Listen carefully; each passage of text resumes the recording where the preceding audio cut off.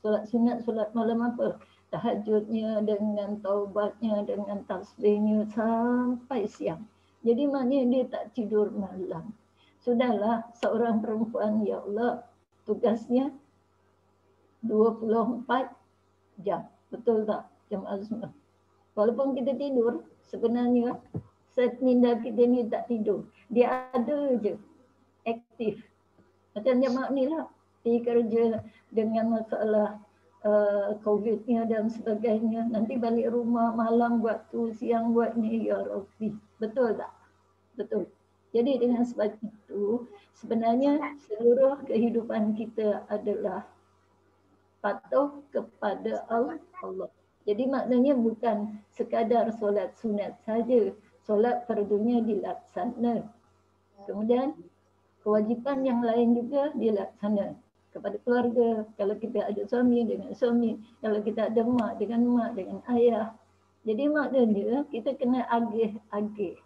Benda yang sunat tu memanglah baik, tapi jangan sampai tak tidur malam.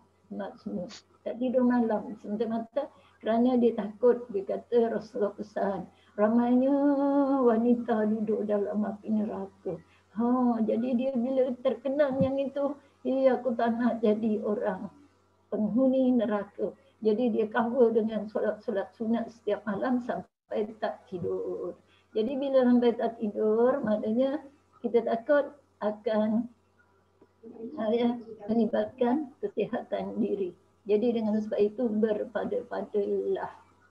Jadi kalau sekadar solat sunat apa dia sebelum tidur tu, dengan solat isyaknya, ba'diyahnya, kemudian dengan solat witirnya, and then tidur. Lepas tu bangunlah pukul berapa? 5:30. Solatlah sunat 2 rakaat. Jadi alhamdulillah. Itu yang dikatakan jangan memberatkan diri. Cuma sebagai satu pesanan kepada semua jemaah, kita ni lah sebab kita lama tak jumpa kan, jangan tinggal solat sunat. Jangan tinggal solat sunat. Siapa tinggal solat sunat, maknanya kita sudah dikuasai oleh syaitan. Sebab syaitan dia tak bagi kita banyak-banyak ibadat. Solat fardu dah lah cukup, itu pun cepat-cepat. Jadi sekarang maknanya kita jaga. Dalam sekarang ni kan dengan wabak-wabak, kita takut bahawa Allah murka dengan kita ni. Maknanya solat sunat jangan tinggal. Kalau kita di pejabat mungkin, jadi maknanya kalau kita masih di rumah tu kan ada waktu lapang. Paling tidak solat sebelum atau selepas solat fardu. Itu jangan tinggal. Sebab jemaah semua, solat-solat sunat tu kan dia mengcover, menutup, menghapuskan segala dosa-dosa kita. Kita tahu kan terlalu banyaknya dosa kita kepada Allah, dan juga dipikirkan terlalu sedikitnya amalan kita. Betul tak? Betul. Jadi kita duduk hari ini jemaah semua adalah semata-mata mencari ridha Allah Subhanahu wa taala. Nak ridha Allah. Jadi kalau nak ridha Allah, maknanya aku kena cari ilmu walaupun sedikit. Sebab itulah kita meruangkan masa tengah hari ini untuk mendapat rahmat daripada Allah Subhanahu wa taala. Sebab itu kita selalu kata, ya Allah, sayangilah aku, ya Allah, ampunkan aku, ya Allah, aku nak ini, ya Allah, aku nak itu, ya Allah. Banyak sangat yang kita nak, betul tak? Jadi sekarang ni yang kita nak apa dia? Ya Allah, lapangkanlah, ya Allah, lapangkanlah, ya Allah, segala urusan kami, ya Allah, lapangkanlah segala urusan kami, ya Allah, insya-Allah. Jadi itulah secara ringkasnya yang dalam silibus ataupun hadis yang 38 hari itu, mengulang sikit supaya dalam beribadat, maknanya dalam kerja solat sunat, biarlah berpada-pada. Nanti seminggu tak tidur, lepas tu tidur manjang, langsung tak solat pula. Itu ya. Jadi maknanya sebaik-baik pekerjaan kita adalah sederhana. oleh insya-Allah jemaah semua. Dan yang lebih penting ialah seluruh hidup itu adalah ibadat. Kita ingat itu jemaah semua. Seluruh hidup adalah ibadat. Bagi orang yang beriman, bagi orang yang mengucap syahadatu alla ilaha illallah. Apa itu syahadah? Ingat lagi kan? Asyhadu alla ilaha illallah wa asyhadu anna Muhammadar Rasulullah. Dia solat, dia puasa, dia zakat, kalau ada harta, dia buat baik, dia ajak orang buat baik, suka infak, tahu infak, suka bersedekah. Paling tidak hari Jumaat ni kan Suraya cari Google dia kata alhamdulillah ada jemaah kita yang prihatin. Mudah-mudahan ianya menjadi saksi apa yang kita buat pada hari Jumaat ini, insya-Allah. Okey jemaah semua. Yang itu adalah yang mengenai dengan amalan biar sederhana dalam melaksanakan amalan sunat. Jangan sampai tak tidur malam.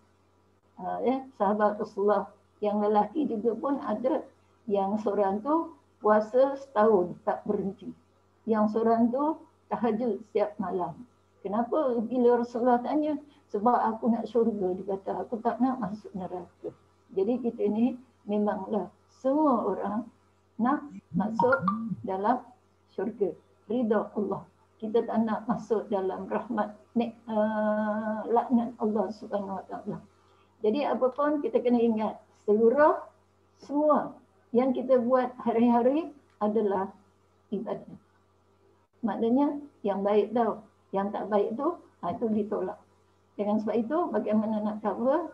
Covernya ialah tutuplah dengan solat sunat. Jadi solat sunat itu dia membaiki segala perbuatan yang kita lakukan. Insya-Allah. Bila kita solat maghrib, solat sunat, lepas tu solat isyak, ada solat sunat, dia mengcover apa kesalahan di antara celah-celah maghrib dan juga isyak. Okey? Boleh. Jadi anggaplah jemaah semua benda-benda yang lara tu kita tinggalkan. Jadi apa lagi? Sekarang ni kan dalam zaman-zaman Allah muka kita ni, banyakkanlah istighfar. Banyakkanlah menyebut la ilaha illallah. Mudah-mudahan jemaah semua. Apa-apa la ilaha illallah, apa-apa astaghfirullahalazim.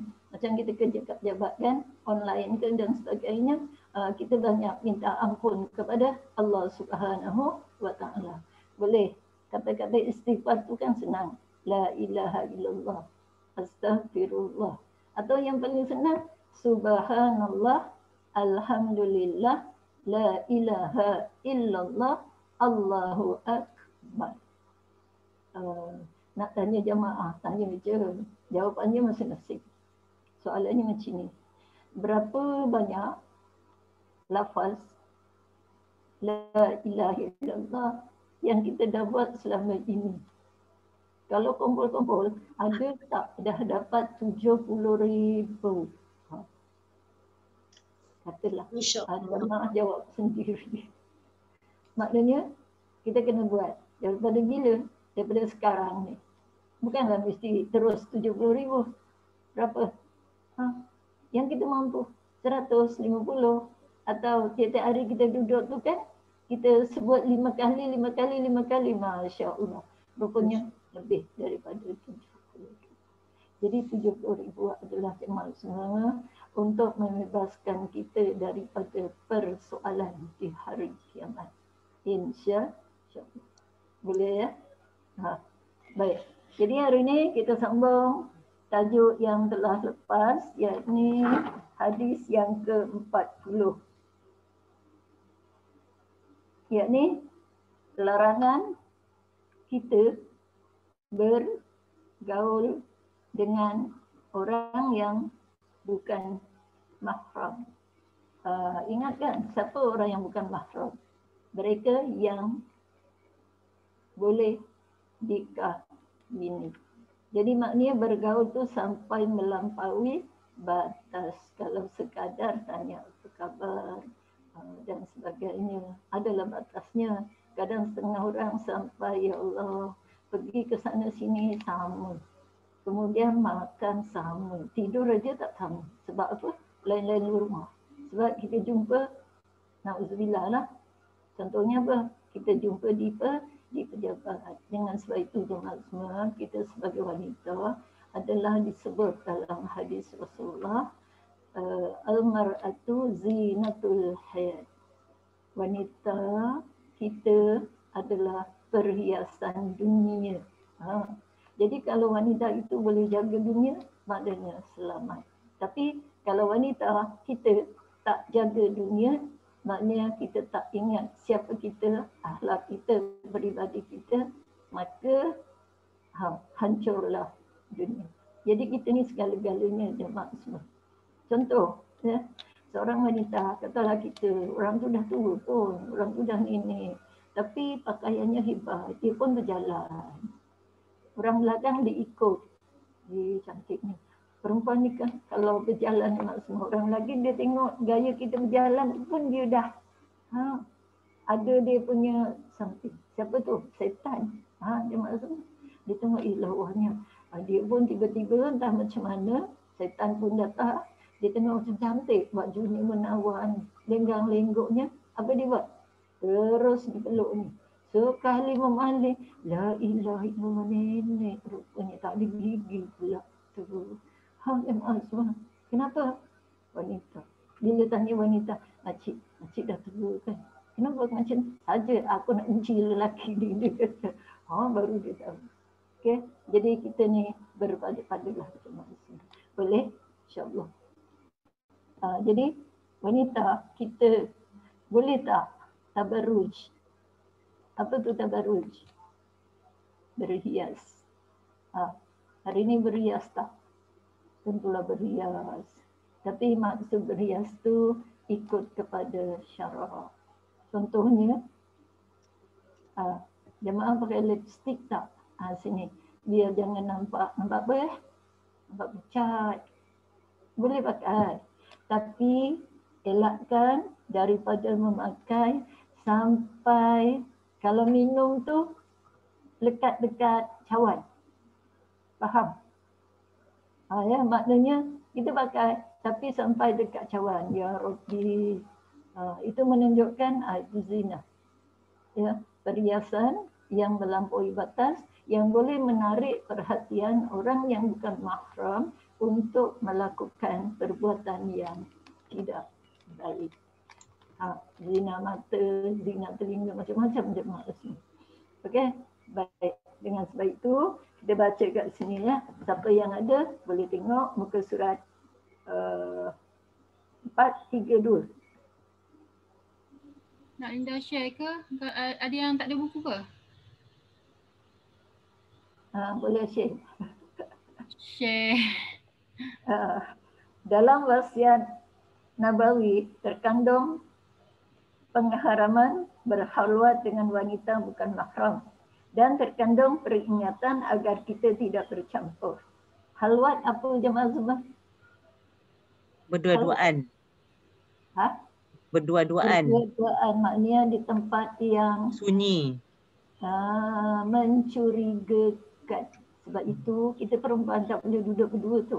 Seorang lagi, seorang perempuan. Jadi nanti akan timbul fitnah walaupun tujuannya adalah baik. Jadi kalau nak duduk berdua, contohnya dengan bos dan sebagainya, mesti di tempat yang terbuka. Itu pun tak boleh pegang-pegang, tak boleh senyum-senyum. Kalau senyum nanti orang sebelah, iyalah tu, dia kata boleh senyum. Esok 2-3 kali, macam-macam fitnah yang datang. Okey, jadi dengan sebab itu kita cuba elakkan. Boleh? InsyaAllah. Nampak ke? Ya, surat 432. Itu dia ya. Baiklah. Jadi duduk berdua-duaan memang dilarang kerana bila berdua yang ketiga adalah syaitan. Yang ketiga adalah syaitan. Syaitan datang macamlah lagi Allah. Bukan seorang yang datang tu tau. Kita berdua yang datang ada 10. Kiri kanan. dipengaruhi, digoda oleh syaitan. Na'udzubillah, jemaah semua. Cuba elakkan. Kalau hati kita nak, kita ingat. Macam mana nak kita ingat? Astaghfirullahalazim. Ya Allah, peliharalah aku, ya Allah. Bila ingat Allah, insya-Allah selamat jemaah semua. Tapi bila dah berdua-duaan, datang syaitan, kita tak ingat Allah. Mata kita pun dah ditutup, telinga kita pun dah jadi pekak. Jemaah semua. Okey, baiklah.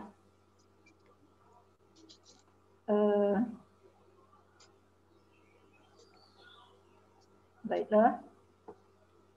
Tidak bercampur di dalamnya juga terkandung pembolehan bercampur dengan wanita mahram, baik yang masih gadis atau janda. Yang dimaksudkan mahram di sini adalah setiap lelaki yang diharamkan untuk menikahi seorang wanita.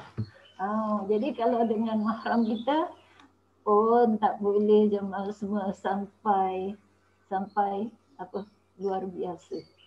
Antara abang kita sampai bertepuk-tepuk, sampai peluk-peluk sayang sangat dengan abang. Pun tak jadi juga. Jemaah pernah dengar tak? Seorang ayah dia makan anaknya, seorang atuk makan cucunya, seorang ayah makan anaknya. Na'udzubillah. Itu maknanya dengan mahram kan? Kenapa jadi macam tu? Jawapannya sebab tidak beriman. Sebab jiwanya, perasaannya sudah dikelilingi oleh syaitan. Na'udzubillah jemaah semua. Kalau itu yang terjadi, na'udzubillah. Sebab ada jemaah semua, mungkin pernah saya cerita, seorang ibu, mak ni, ya, dia ada suami, dia ada anak perempuan. Jadi ayah dia ni, dia melakukan hubungan dengan anak dia. Maknya tahu, kata maknya, dia yang bagi makan. Aku pun dia yang tanggung. Itu menunjukkan apa? Mak yang tidak ada rasa tanggungjawab ataupun dalam dirinya itu tak ada iman.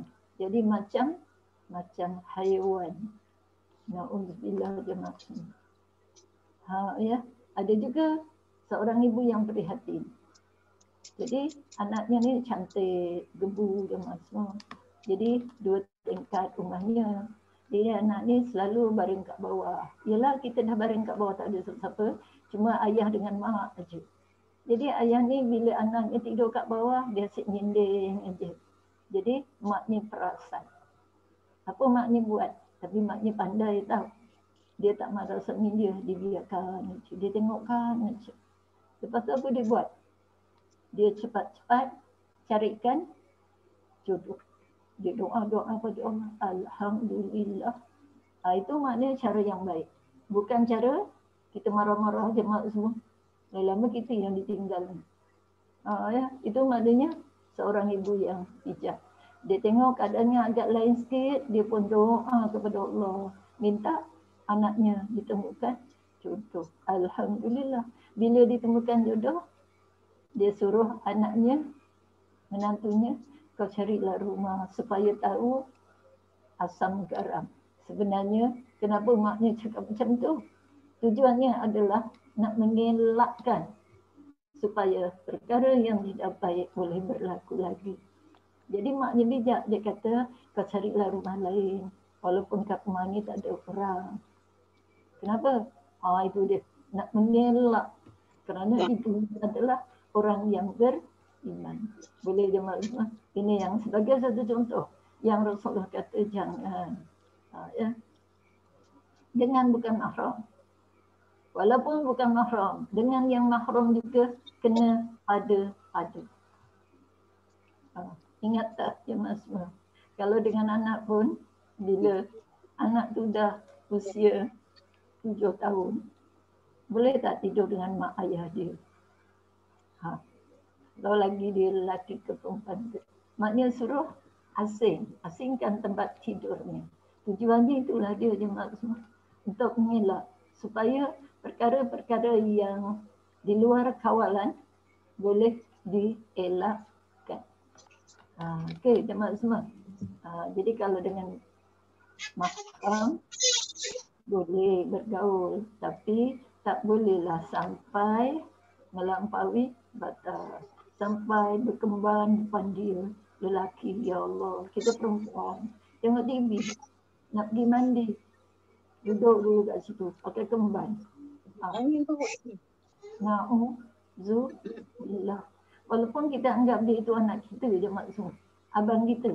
Dia tengok kita perempuan. Dia tengok kawan dia mesti macam ni. Dia kata, aduh. Boleh kena fikir yang tu Baik, lepas tu Rasulullah sayang dengan kita. Sebab itu disebutnya lagi. Wahai saudari muslimahku, masyarakat Islam adalah suatu masyarakat yang memiliki perbezaan dalam segala hal dari masyarakat-masyarakat lain. Baik dalam hal akidah, prinsip, tingkah laku, individu-individunya. Peraturan manhaj maupun misinya di atas dunia. Jadi maknanya manusia ni dalam dunia macam-macam hal dalam masyarakatnya dan orang yang beriman tentulah lain dengan orang yang bukan, orang yang tidak beriman, maknanya musyrik. Wanita muslimah menghadap kepada Allah dengan segala amalnya. Ingat yang tu. Wanita muslimah menghadap Allah dengan segala amalnya. Ini apa yang kita buat pada pagi sampai petang, petang sampai malam dan seterusnya. Apa yang kita buat di luar rumah kita, apabila kita bekerja, itu maknanya semuanya disaksikan oleh Allah Subhanahu Wa Taala. Sebab itulah jemaah semua selalu sebut apa? Astaghfirullahalazim. Ampuni aku ya Allah. Bila kita selalu sebut yang macam tu, insya-Allah kita akan selamat. Boleh? InsyaAllah. Ya. Baik. Dengan sebab itu, wanita muslimah menghadap Allah dengan segala amalnya. Mencari ridhonya dan menyeru kepada kitabnya. Apa dia kitabnya? Kitab, yakni kitab Allah, Al-Quran. Jadi jemaah semua mulai hari ini, yang dah lepas tu taklah. Mulai hari ini jangan tinggal Quran. Apa makna tinggal Quran? Jangan tidak baca Quran. Baca Quran walaupun satu muka. Aku tak pandai lah. Baik, jangan suka perkataan sini. Aku tak pandai baca Quran. Nanti kalau aku baca salah. Bila salah, apa? Dosa. Kalau dosa, masuk neraka. Kalau nak masuk neraka, baik tak payah baca. Sampai bila? Dia maksud ingatkan yang itu. Sampai bila aku nak baca Quran. Tak apa, mula-mula salah. Memanglah kita tak tahu kan. Tapi bila kita ada sesuatu kemahuan, insya-Allah. Jadi jemaah semua, Quran itulah yang akan menyelamatkan kita. Orang yang dah baca Quran, bila dibaca, dia tak jemu jemaah semua. Tapi kalau kita baca, baru 2 baris dah ngantuk, itu maknanya apa? Itu teman syaitan lagi. Dan ngantuk itu tutup je lah. Bila baca je, ngantuk. Itu. Dengan sebab itu, kita kena ingat, kita akan menghadap Allah dengan segala amalan kita. Boleh. Paling tidak, yang tadi itulah Quran dibaca. Ayat-ayat lazim tu dihafal. Ayat-ayat lazim tu, kalau solat, jangan asyik baca Qul huwallah je. Qul ya ayyuhal kafirun. Saja yang 7, nak cepat. Bacalah yang lain kesian. Nanti dia kata, kenapa aku ditinggal? Aku tak baca. Yang paling senang apa? Inna a'tainakal kautsar. Indik kan? Cepat siap. Tapi kalau kita faham, inna a'tainakal kautsar tu maknanya dia punya maksud panjang lebar. Okey, jadi maknanya cuba baca-baca. Paling tidak Al-Fatihah itu. Cuba fahami isi kandungannya. Okey, saya nak bagi kerja jemaah sementara saya ingat. Sementara saya ingat ni, dia punya jawapan tak kisahlah bulan berapa nanti. Cuba jemaah cek dalam Al-Fatihah. Dalam Al-Fatihah apa huruf yang tak ada? Apa huruf yang tak ada? Boleh? Sebulan ke nanti baru boleh jawab. huruf yang tak ada. Contohnya alif, ba, ta, sa, jim, ha, kha, dal, zal, ra, zai. Apa yang tak ada? Jemaah senang aja. Kan dalam kalkulator ke apa semuanya ada. Tulislah alif, ba, ta, sa, jim. Kemudian rakyat huruf yang ada. Yang tak ada apa? Boleh? Sebab yang huruf tak ada tu maksudnya nama neraka. Dalam Fatihah nama neraka tak ada. Jadi cari hurufnya. Boleh? Carilah alif, ba, ta, sa, jim, ha, kha tu kan. Bila jumpa alif, right. Bila apa huruf yang tak ada? Rasanya adalah lebih daripada 6. Boleh ya? Ini sebagai satu ikhtiari kita. Kenapa menunjukkan Al-Fatihah itu adalah semuanya nikmat daripada Allah. Bersyukur, bertasbih, bertahmid kepada Allah. Sehingga tidak ada sebutan nama neraka dalam Al-Fatihah. Boleh? Catat semua. Beritahu kepada Kak Su. Dia tak ada hari ini. Ya. Kak Su ada ujian. Cari huruf yang tidak ada dalam Al-Fatihah. Jadi maknanya huruf yang tidak ada itu adalah nama neraka. Baik jemaah semua. Keadaan ini berbeza dengan wanita lain yang berjalan di muka bumi hanya untuk memenuhi nafsunya. Siapa? Orang musyrik, orang yang tidak beriman kan. Makan dia tak fikir, pakaian dia tak fikir, segala kerja dia tak fikir. Ya. Tapi bukan semua orang yang tidak beriman macam tu tahu. Kadang-kadang mereka adalah lebih amanah daripada kita. Apa amanah? Lebih jujur daripada kita. Walaupun dia tak tutup aurat, ya Allah. Ya. Selalu bagi nasihat kita. Kalau dah sampai kata, you pergilah solat dulu. Tak apa, saya ganti kerja. Jemaah semua. Okey. Jadi berhati-hati. Baik. Maka kita perlu membicarakan satu masalah besar yang harus diwaspadai oleh wanita muslimah, iaitu masalah campuran antara lelaki dan wanita. Ini kita dah tahu lah kan, campur tu macam mana. Sampai pegang tangan, tepuk, seronok, ya Allah. Ya, jadi jemaah semua, kita ingatlah diri kita siapa. Kalau kita sebagai seorang isteri, aku adalah isteri, aku adalah ibu, aku dilihat oleh Allah, aku dilihat oleh Nabi Muhammad Rasulullah SAW. Paling tidak, aku disaksikan oleh siapa yang tulis kanan dan kiri? Rokib dengan Atid. Jemaah semua, Rokib, Atid, dia ada dengan kita. Ya Rabbi. Okay. Baik. Masalah pergaulan yang menggambarkan antara lelaki dan wanita dianggap sebagai akhlak yang buruk. Akhlak maknanya kalau kita tengok orang lelaki perempuan bertepuk-tepuk, ya Allah, kawan kita, hati kita macam mana? Aku nak ikutlah. Join boleh tak? Itu syaitan lah tu. Ya. Nak join lah. Sekali boleh kan? Dia kata. Kemudian kawan tu kata, Mel lah join. Dia kata, kau ni terlalu warak sangat. Nanti minta ampun je pada Allah. Jadi yang cakap itu, mak syaitan lah pula. Okay, maksud hati-hati. Benda yang melakukan, benda yang melalaikan, itu adalah dilarang oleh Allah Subhanahu Wa Taala. Baik. Dan bukan sama sekali termasuk akhlak wanita muslimah. Maka sebaiknya wanita muslimah yang berakal mengetahui prinsip-prinsip pergaulan, tujuan dan kesan negatifnya. Jadi bila buat sesuatu, fikir. Okey jemaah semua. Katalah ya, kita ada buat majlis. Sekarang ni tak boleh kan? Bagus juga melatih kita supaya jadi orang yang lebih baik. Kalau ada majlis, kita kena tengok dulu kan, di mana aku nak duduk. kita kena tengok dulu. Oh, di sana ada lelaki, di sini ada perempuan. Kalau perempuan ni datin-datin lah, aku orang awam je. Oh, aku nak duduklah dekat lelaki-lelaki tu. Aku kenal dengan mereka. Jadi macam mana ketika itu?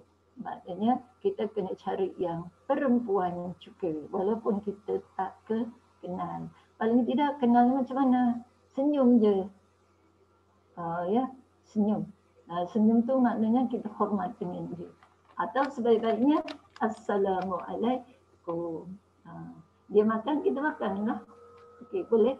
Itu di antara jemaah semua. Jangan kita terjebak di dalam kumpulan-kumpulan yang dilarang oleh Allah SWT yang menimbulkan zina. Sampai nanti ya pertandingan muslimin dan muslimat siring. Lawan siapa kuat, tarik tali. Ya Rabbi. Ya. Tiba-tiba muslimah yang menang. Kenapa muslimah menang? Cuba bayangkan jemaah semua. Kalau kita main je. Sebab muslimah menang bukan kerana kekuatannya. Masa itu syaitan ada dengan kita tu, dia tolong tarik. Lepas tarik tu pesen badan kita macam mana? Allah cantik kan? Tergolek sana, tergolek sini. Jemaah semua. Boleh? Baiklah. Jadi dengan sebab itu, apa saja yang kita buat, kita kena fikir. Penulis Amerika yang identitinya adalah wanita kafir menjawab. Dia kata, bawahnya ya. Langkah 1. Pada tahun 60-an, ada seorang penulis wanita Amerika yang mengunjungi Kairo. Dalam suatu kongres wartawan yang diadakan di sana, ada seorang wartawan dari surat khabar Al-Jumhuriyah, Mani Arabiah, yang menanyakan pendapat tentang wanita Mesir dan wanita Amerika. Penulis wanita Amerika yang identitinya adalah kafir menjawab, sungguh masyarakat Islam adalah satu masyarakat yang sempurna dan terjaga. Dia sendiri kata, sebab apa? Dia tengok tubuh badannya tu. Ya, tertutup. Kalau di Saudi lagilah yang nampak apanya, matanya je kan. Susuk badannya semua dikelubungi, ditutupi dengan pakaian warna hitam, jilbab. Lain kita, sebab budaya kita tak pakai jilbab. Budaya kita, pakailah janji menutup aurat. Nak pakai hijau lagi, jangan pakai merah sudah. Apa kata orang tua? Siapa pakai merah, nanti dikejar oleh lembu. Betul dulu lembu kan banyak. Sebab baju merah tu sama dengan badan dia merah. Rasulullah SAW pernah menegur Sayyidina Ali. Masa tu dia nampak orang baju merah. Sayyidina Ali dia toleh. Rasul kata, Ali. Dia pun toleh balik. Tak lama dia tengok balik. Ali. Kali yang ketiga dia dah tak tengok. Ni menunjukkan apa? Itu baru tengok baju. Dah tertawan. Jemaah semua. Jadi apa kata wanita wartawan Amerika ni? Dia kata wanita muslimah adalah wanita yang sopan ataupun dalam disebut sempurna. Di antara karakter yang menonjol dalam masyarakat ini ialah adanya pegangan yang tercermin dalam suatu batasan yang logik berupa tradisi yang mampu membatasi pemuda dan pemudi. Masyarakat ini jauh berbeza dengan masyarakat Eropah maupun Amerika. Kamu mempunyai tradisi warisan yang secara pasti mampu mengikat wanita dan secara pasti pula ada rasa hormat terhadap ayah dan ibu yang jauh sama sekali dari gambaran primitif sikap terbuka Barat yang siap mengancam keutuhan masyarakat dan keluarga baik di Amerika maupun di Eropah. Jadi kesimpulannya, jemaah semua, orang yang bukan Islam, dia menghormati orang Islam kerana budayanya. Tapi tengoklah orang Islam yang macam mana, orang yang bukan Islam yang macam mana. Kalau orang yang bukan anti-Islam, itu macam mana pun dia tetap anti-Islam. Itu di antaranya apa? orang yang bukan Islam, dia buat jadi preoccupation yang macam ni. Sebab apa? Dia nak goda orang Islam yang kurang iman ni. Okay, jemaah semua. Jadi kita kena semua berhati-hati. Oh, dah 1:40 jemaah semua. Tak perasan. Okay. Jadi sebagai kesimpulannya, kita akhiri dengan, tengok ya, kita langkah sikit. Muka surat 437. Ya, kita habiskan tajuk ni. 437. Cubalah perhatikan gambaran berikut ini. Ada seorang wanita yang sudah berumur 30 atau 40 tahun.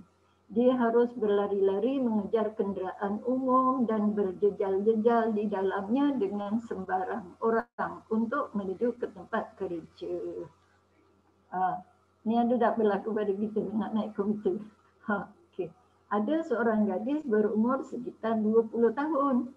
Dia juga harus mengalami hal serupa di dalam kenderaan umum untuk sampai ke sekolahnya. Begitukah cara kerja dan mencari ilmu meskipun ilmu itu ilmu syariat. Jemaah semua. Mana? Kalau 30-40 tu, kalau sekarang ni bukan tua tau. Muda. Orang 60 pun dia kata muda lagi. Sebab umur 60 masih boleh bekerja. Ialah jemaah semua. Walaupun usia kita dah 70 ke, tapi jemaah semua masih 40 kan. Ya, masa 30. Jadi maknanya identiti tentang kebersihan pakaian kena jaga. Ya, janganlah pula macam kalau saya ni kan dah 70 lebih dah. Alah dah tua, alah pakai je lah baju yang hidup-hidup. Lah dia kata. Ya maknanya pakaian kita kena jaga sebab menunjukkan identiti kita sebagai seorang Islam yang senantiasa menjaga syariat Allah Subhanahu wa taala. Jangan sampai macam perempuan ni dan yang muda pula dia pergi ke sekolah, dia kena bersesak-sesak. Dulu kan siapa cepat dia dapat, siapa lambat dia tak dapat. Ini juga dilarang. Tak kisah, yang penting aku dapat pergi kerja, bersesak-sesak lah, tak apalah. Ya kalau masa dulu orangnya baik-baik, ya. Kalau sekarang ni bersesak lagi seronok dia kata. Kalau seingat ke sana lagi seronok. Okey, elakkan. Kemudian akhirnya wanita itu memerlukan wang yang dia peroleh dari tempat kerjanya.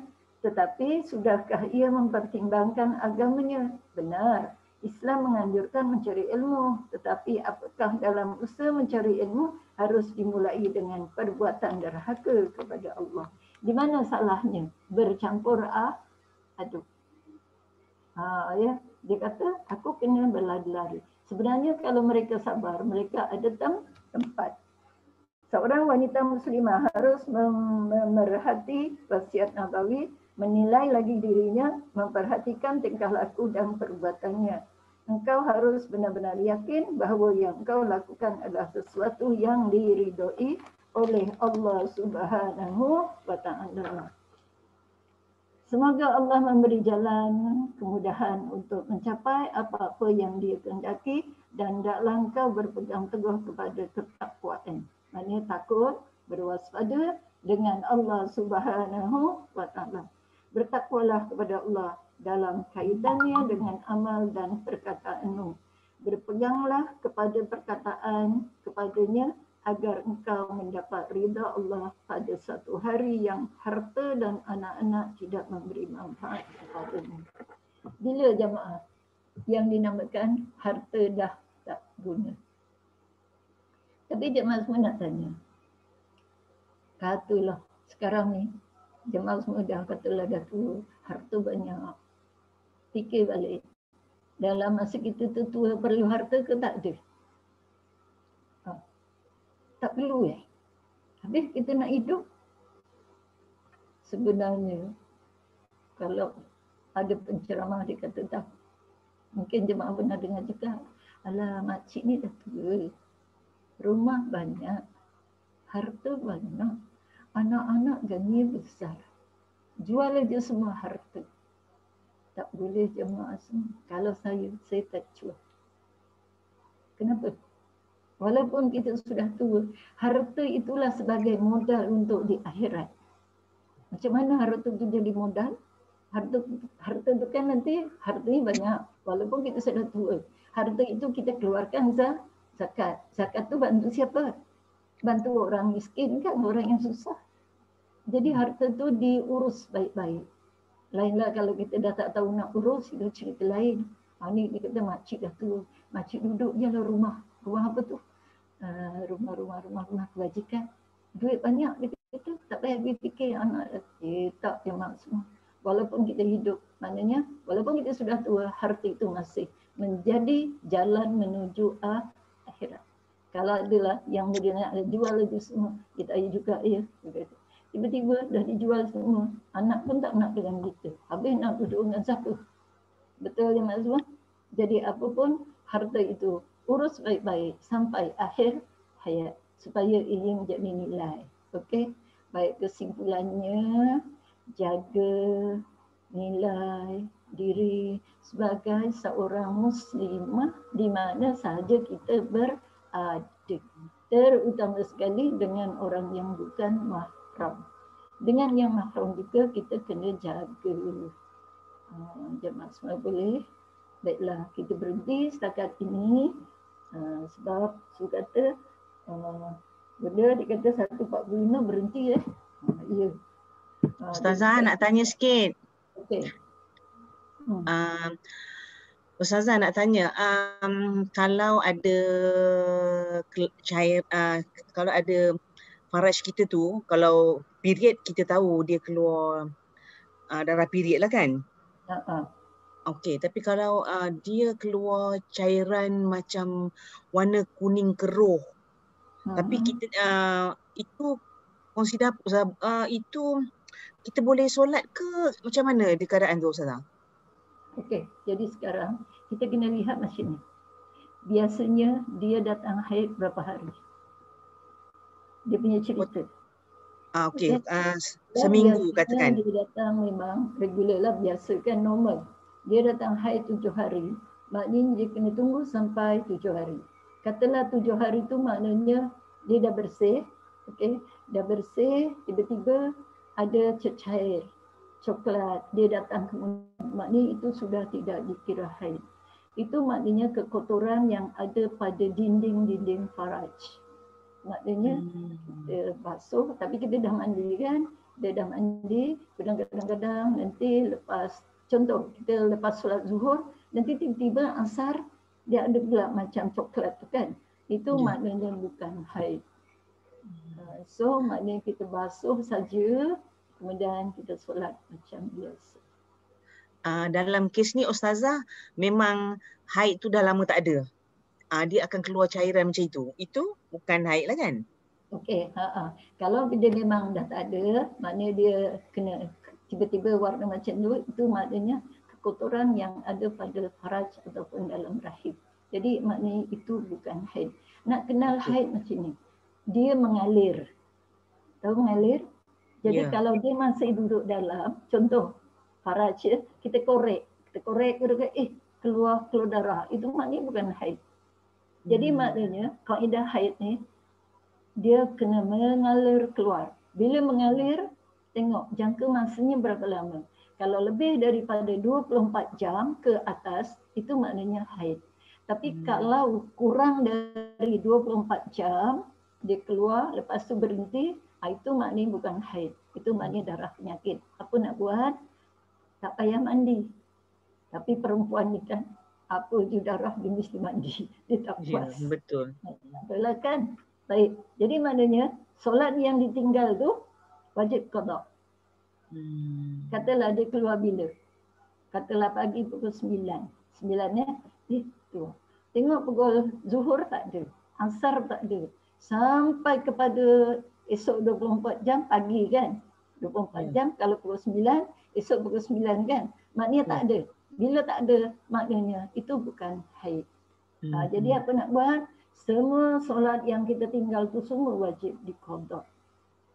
Tapi kalau dia datang, tadi pukul 9 sampai 9 ya, tiba-tiba dia datang pukul 4. Pukul 4 petang, itu dah lebih dah lebih daripada yang 24 jam tu dah tak masuk kiraan tu.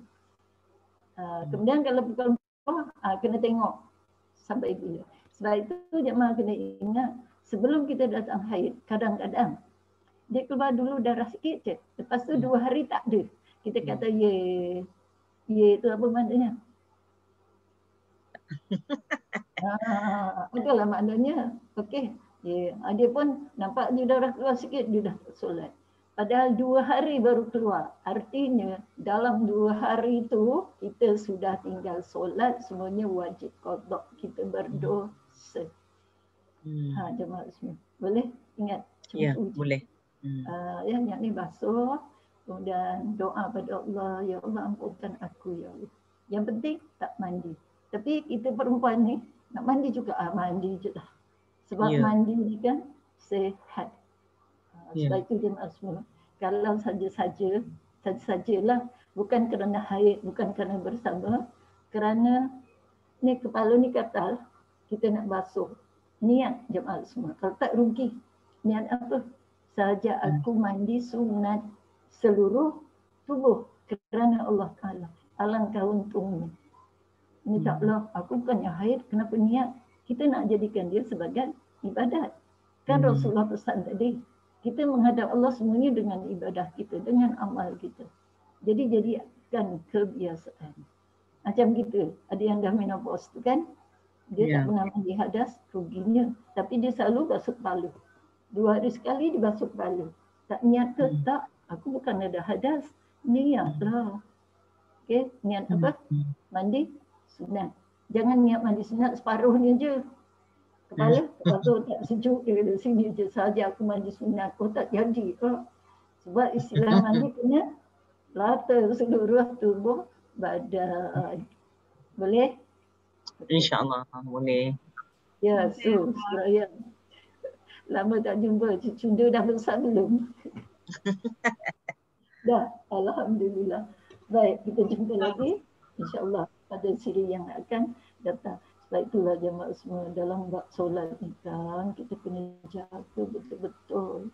Lagi-lagi pula kalau masa kita dulu datang haid, dia dah kering, kita relax aja.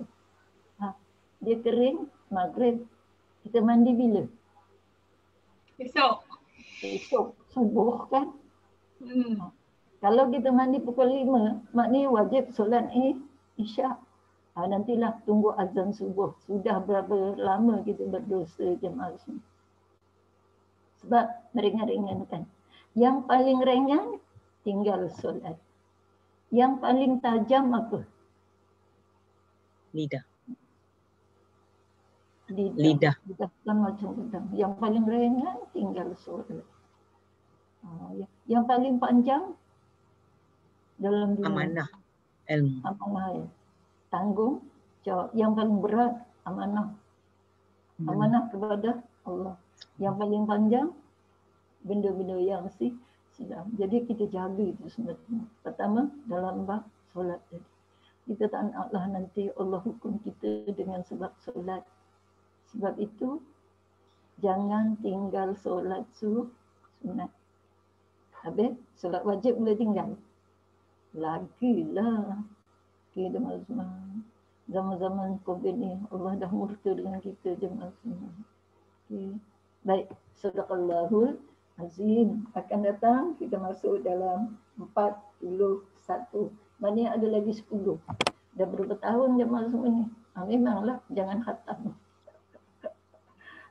Okey, bismillahirrahmanirrahim. Subhanakallahumma bihamdik asyhadu an la ilaha illa anta nastaghfiruka wa natubu ilaik. Subhanaka la ilma lana illa ma 'allamtana innaka antas samiul alim. Ya Allah, jadikan kami orang yang takwa ya Allah. Ya Allah, jadikanlah kami orang yang kecukupan. Ya Allah, jadikan kami orang yang senantiasa mencari keridaan. Ya Allah, hindarkan kami daripada kebapaan. Ya Allah, hindarkan kami daripada segala musibah-Mu ya Allah. Afiatkanlah seluruh tubuh badan kami, pendengaran kami, penglihatan kami hingga akhir hayat kami.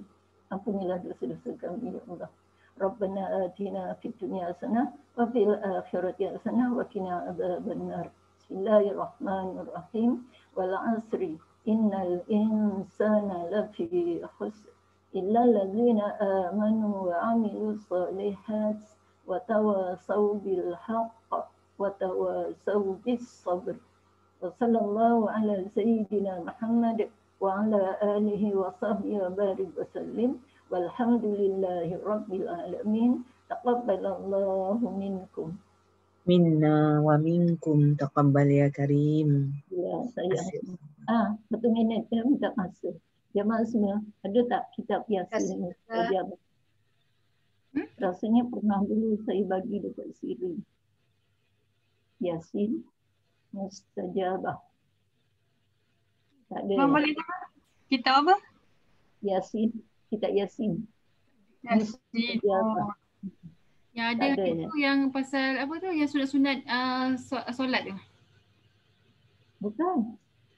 Kitab Yasin tu. Tak tahulah orang lain ada tak? Dah lama kot, tapi tak ingat lah. Kalau ada pun mungkin kat office. Dah puluh-puluh tahun. Mungkin lama. Macam banyak